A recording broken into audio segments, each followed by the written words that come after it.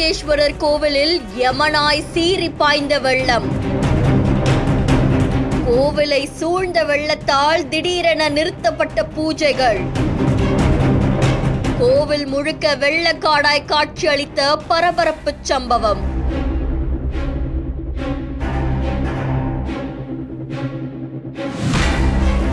திருப்பூர் மாவட்டம் உடுமலை பக்கத்துல இருக்கக்கூடிய பஞ்சலிங்க அருவியோடைய நீர்பிடிப்பு பகுதிகளான குருமலை, குழிப்பட்டி மாவட்டம் உள்ளிட்ட பல்வேறு பகுதிகள்ல திடீர்னு மழை பெஞ்சதால அருவி பகுதிகள்ல கடும் வெள்ளப்பெருக்கு ஏற்பட்டிருக்கு.